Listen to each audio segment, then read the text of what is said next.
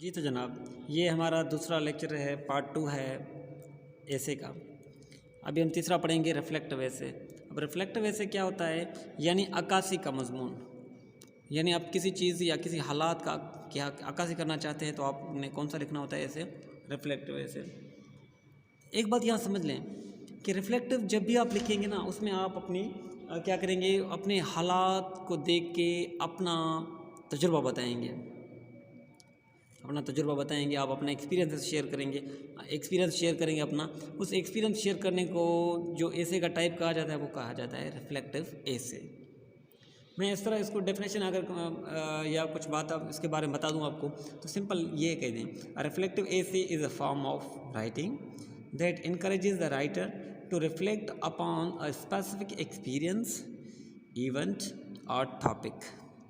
चले, इसमें क्या होता है, इसमें आप इन्वॉल्व करते हैं इंट्रोस्पेक्शन को and thoughtful analysis, allowing the writer to explore their thoughts, feelings and insights, ठीक है, related to the subject matter.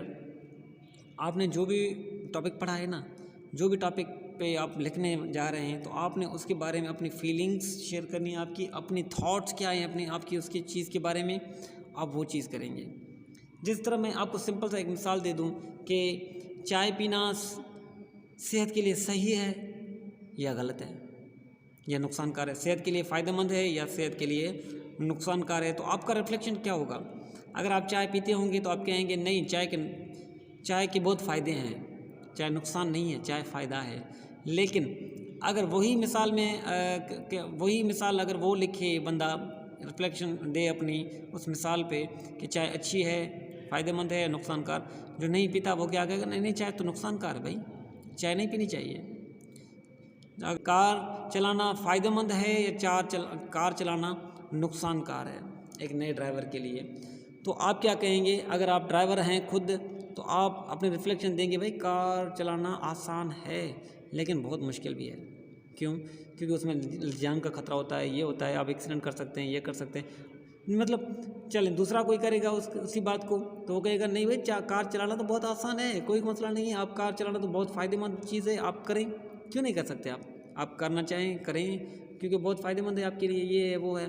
तो रिफ्लेक्शन देखें, दोनों के एक्सपीरियंसेस अलग अलग हैं। आप कह रहे हैं कि गाड़ी चलाना नुकसानकार है, वो कह रहा है कि नुकसानकार नहीं है, क्योंकि आप दोनों के एक्सपीरियंसेस अलग अलग हैं। सो इसी तरीके से हम उस एक्सपीरियंस शेयर करने को हम क्या कहते हैं, रिफ्लेक्टिव ऐसे, जिसमें करेंगे जिस टॉपिक में जिस टाइप में, उसे हम कहते हैं रिफ्लेक्टिव ऐसे।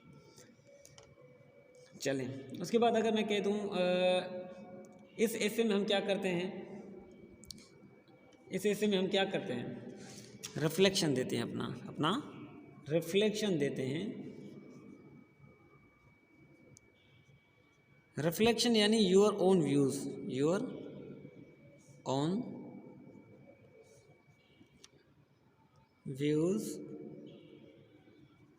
एंड एक्सपीरियंस,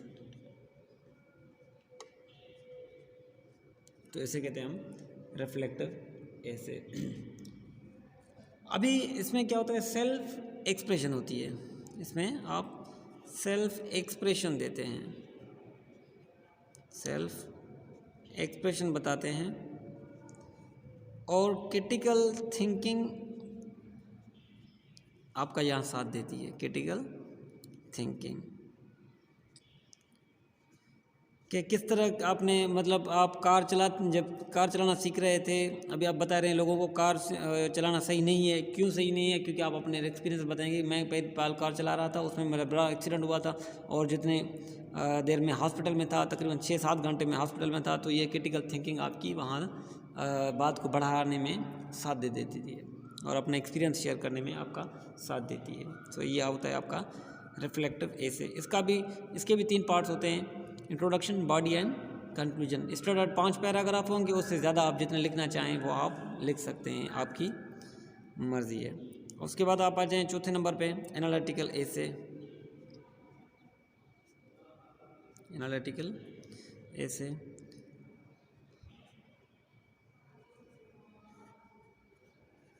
अब दोनों में फ़र्क देखिएगा।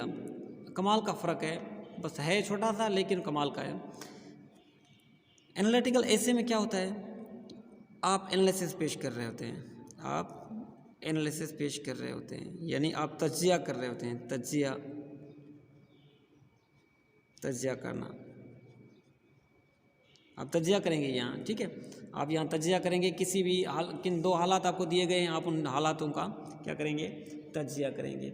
जिस तरह मैं कह दूँ कि ये ऐसे जो है, an analytical essay is a type of writing that analyser interprets and evaluates a piece of literature, art work, event और फिनोमिनन। अच्छा, यहाँ राइटर क्या करता है, एग्जामिन करता है सब्जेक्ट की डिटेल्स और उनको तोड़ता है बहुत से हिस्सों में, टुकड़ों में, और फिर ऑफर करता है एक इंसाइटफुल एनालिसिस, फिर अपना एनालिसिस पेश करता है जो बेस्ड होता है एविडेंस एंड रीजनिंग पे। ये बात आपने नोट कर देनी है, मैं लिख भी रहा हूँ क्योंकि आपको ये चीज़, ताकि भूलें ना आप इन दोनों में फ़र्क क्या है, क्योंकि यही आपको चीज़ें फ़र्क दिखाएंगी। एविडेंस, एक तो एविडेंस होता है, दूसरा क्या होता है, रीजनिंग। दोनों कमाल की चीज़ें हैं जो आपने यहाँ याद कर लेनी है ताकि आप दोनों ऐसे इसका फ़र्क समझ पाएँ, रिफ्लेक्टिव और एनालिटिकल का, ठीक है। ये लाजमी चीज़ें हैं। यहाँ देखें क्या था, सेल्फ एक्सप्रेशन और क्रिटिकल थिंकिंग, ये दोनों पर्सनल हैं, दोनों पर्सनल हैं। इसे आप कहेंगे सब्जेक्टिव, ये है आपका सब्जेक्टिव नॉलेज। क्या होगा आपका सब्जेक्टिव नॉलेज या एक्सपीरियंस,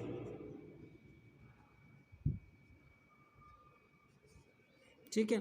लेकिन यहाँ जो आपकी जो एविडेंस और रीजनिंग है ना, वो एविडेंस एंड रीजनिंग किस पे होती, किस बेस पे होगी, फैक्ट्स एंड फिगर्स पे, फैक्ट्स एंड फिगर्स। यानी आप अपनी बात अभी नहीं कह सकते। यहाँ जो हम कर रहे थे ना, सब्जेक्टिव नॉलेज आपकी अपने खुद के एक्सपीरियंस आप बताएंगे, लेकिन यहाँ पे आपने क्या करना है, आपने पर्सनल नहीं ऑब्जेक्टिव बनना है। क्या बनना है, ऑब्जेक्टिव बनना है।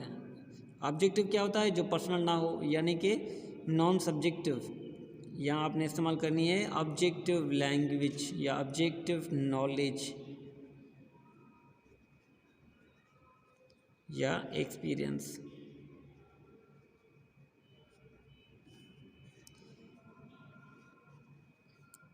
सपोज़ मैं आपसे एक मिसाल कह दूं कि कायदे आज़म एक अच्छे बैरिस्टर थे या नहीं, आप कौन सा ऐसे लिखेंगे, उस पर रिफ्लेक्टिव लिखेंगे या एनालिटिकल लिखेंगे? जी आप बताएं। जी बिल्कुल, कौन सा लिखेंगे हम, ऑब्जेक्टिव लिखेंगे। क्यों?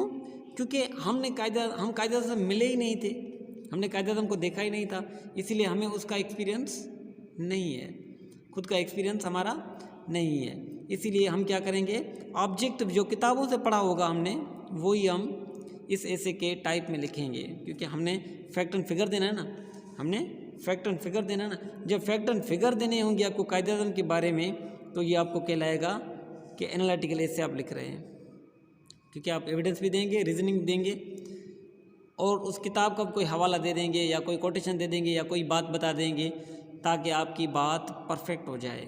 फैक्ट एंड फिगर के साथ आपकी बात बिल्कुल 100% सच हो, ठीक है। यानी कि ये रिसर्च बेस्ड है, ये ऐसे का काम क्या है, रिसर्च बेस्ड ऐसे है, रिसर्च बेस्ड ऐसे है। यानी इस ऐसे को लिखने के लिए आपको, इस ऐसे को आप लिखने के लिए आपने क्या करना है, रिसर्च करनी होगी, बहुत रिसर्च करनी होगी। लेकिन रिफ्लेक्टिव ऐसे को लिखने के लिए आपको कोई रिसर्च की ज़रूरत नहीं है, आप अपनी रिफ्लेक्शन दे सकते हैं खुद की, जिसमें आप सेल्फ एक्सप्रेशन, अपनी एक्सप्रेशन देंगे, और क्रिटिकल थिंकिंग आप अपनी खुद की देंगे, जिसे हम कहते हैं पर्सनल और सब्जेक्टिव नॉलेज, और पर्सनल एक्सपीरियंस आप बताएंगे। लेकिन जो एनालिटिकल ऐसे है, उसमें आप अपना तजिया तो आप खुद से करेंगे, लेकिन फैक्ट एंड फिगर आपकी नहीं होगी बेटा। फैक्ट एंड फिगर आपने हिस्ट्री से उठाया नहीं है, क्योंकि आपको पर्सनल तजुर्बा नहीं है उस टॉपिक का। पर्सनल तजुर्बा मतलब क्या है कि आप कभी कायदे आज़म से मिले ही नहीं थे, तो आपका रिफ्लेक्टिव ऐसे ये बन ही नहीं सकता, आपका ये बनेगा एनालिटिकल ऐसे। समझ आ रही बात? लेकिन मैं अगर आप इस तरह कह दूं कि your trip to Mohenjodaro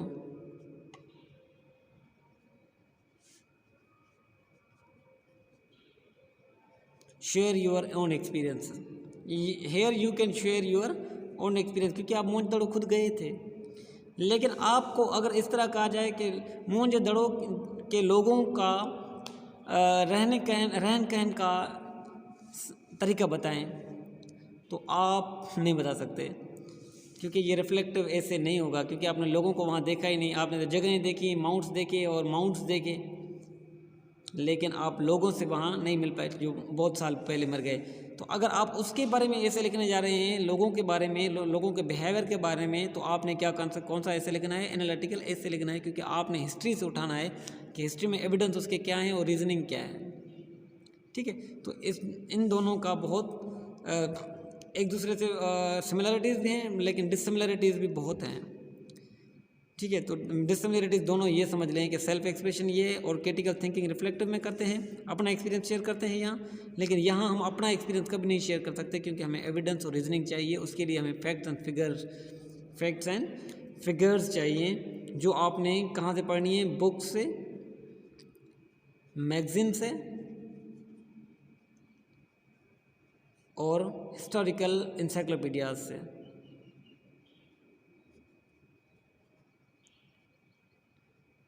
I hope आपको बहुत बात समझ आ गई होगी, क्लियर समझ में आ गई होगी। बस इसका मैं फाइनल पे आ जाता हूँ। पार्ट्स ऑफ दिस ऐसे वही हमें 2-3 मिलते हैं हमेशा, वही इनमें भी हैं। इंट्रोडक्शन,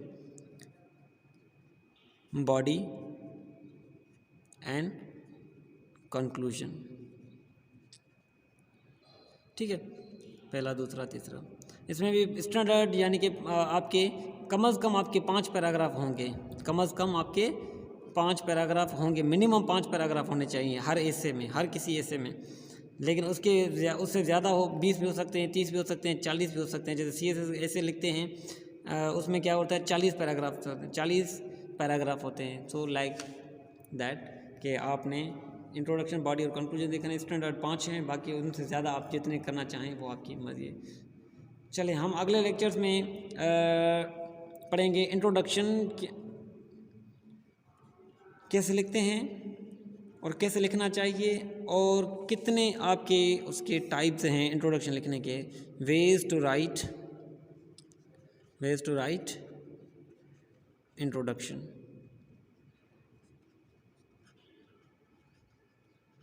ठीक है, वो आपका 3rd पार्ट होगा। उसके बाद 4था पार्ट जो होगा हमारा, उसमें 4थे पार्ट में हम क्या पढ़ेंगे? How to write body paragraphs, how to write body paragraphs, 4था पार्ट होगा। और वेज टू राइट कंक्लूजन, वो हमारा इसका 5वां पार्ट होगा। क्योंकि 15-15 मिनट्स का लेक्चर हो जाएगा, इसलिए हमने ये क्या करना है, इसको थोड़ा अलग अलग तरीके से डील करना पड़ेगा। Best of luck guys, thank you very much. अगर आप चैनल पर नए हैं तो आप सब्सक्राइब लाजमी कर दीजिए, ताकि हमारी हर आने वाली नई वीडियो आप तक बर वक्त पहुँचती रहे।